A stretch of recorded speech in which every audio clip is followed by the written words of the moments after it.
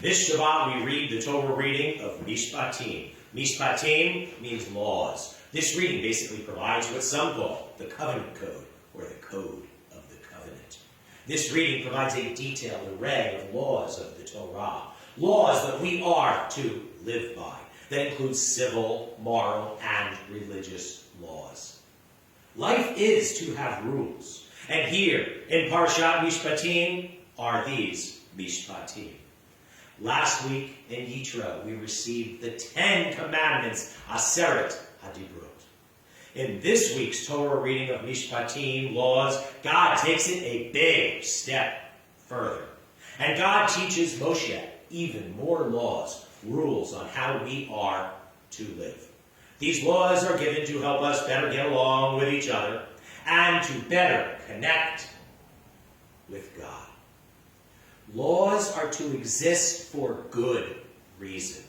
Laws are to serve the best, right, good interests of people, of our existence together, and of God and the good He is trying to help us live by.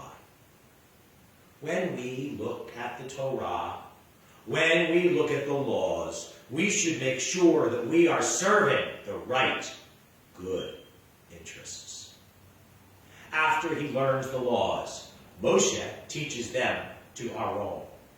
Then Moshe teaches them to Aaron's sons, Eleazar and Itamar, while Aaron listens again. Then Moshe teaches them to the 70 Zichanim, elders, while Aaron, Eleazar, and Itamar listen again. Then Moshe assembles together the entire Jewish people, and they are taught these laws 4 times. First by Moshe, second by Aaron, third by Eleazar and Itamar, and fourth by the elders. We are not to just learn from God, we are to learn from each other. We are to learn from not just words, but from actions. We are not to just learn once, we are to learn again and again and again. We are to take every reminder we can get. We have a moral imperative to remember that we were once slaves in Egypt. We were once in our narrow place. We are to live by good values and never be responsible for putting others in such narrow places.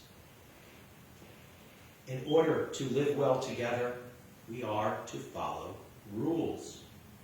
Not different rules for each of us, but the same rules together.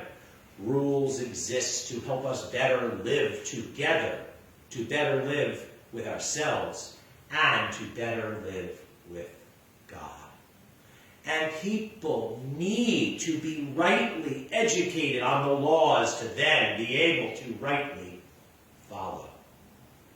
These rules that apply to each of us are to apply to each of us. They are to apply to our leaders just as they are to apply to us. These Mishpatim, these laws that are to be taught again and again and again and again, these laws that we are to follow in this parsha include rules for Shabbat, rules for the Shalosh Regalim of Pesach, Shavuot, and Sukkot, rules for the foundation of Kashrut, the first and foremost rule being that while we are never actually required to consume milk or meat, we are here strongly prohibited from at least ever consuming both milk and meat together. And there's rules here for the Shemitah year, this special year of letting go, which we are in the midst of right now. There are rules for respecting one's parents, rules for how to treat slaves, rules for how to treat strangers, and rules especially for treating converts, orphans, and widows.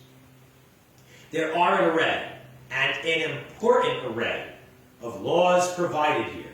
And God promises that if we obey his laws, then we will benefit. But there we were, in the desert, having escaped slavery. Well, what does God do? What does Moshe do? They give us an array of laws. Some might well have reacted. Some might have thought, hey, wait, we're free now. You're not going to tell us what to do. We're free. We don't need your laws. But, as was so well put by the thoughtful and wise man I was once able to call a dear friend, former President Ronald Reagan, who, by the way, will be turning 111 years old just a matter of days from now, in his words, law and freedom must be indivisible partners. For without law, there can be no freedom, only chaos and disorder. And without freedom, law is but a cynical veneer for injustice and oppression. To put it in perspective, the Torah reading here does not just tell us about the holiday of Pesach that we are to forever observe and remember, but this reading also tells us about the holiday of Shavuot. If we had the holiday of Pesach without Shavuot, we would be incomplete. Pesach, Passover, is our holiday of freedom, but Shavuot is our holiday of freedom with a purpose. Yes, we escaped slavery. We escaped Egypt. We escaped our narrow places. Yes, we escaped slavery. But then, we needed to journey through the desert, through the wilderness. But it was time. It is time for us to rightly start learning the rules for how to live life. To better live with ourselves. To better live with others. And to better live with God. We are not to just be free for the sake of being free. We are to be free, but with freedom comes responsibility. We are to be responsibly free. We are to be free with responsibility. We must be free with rules, with laws, for the sake of a better future together. Again, in the profound words of Ronald Reagan, law and freedom must be indivisible partners. For without law, there can be no freedom, only chaos and disorder. And without freedom, law is but a cynical veneer for injustice and oppression. And I will leave you with that to ponder as I wish you Shabbat Shalom.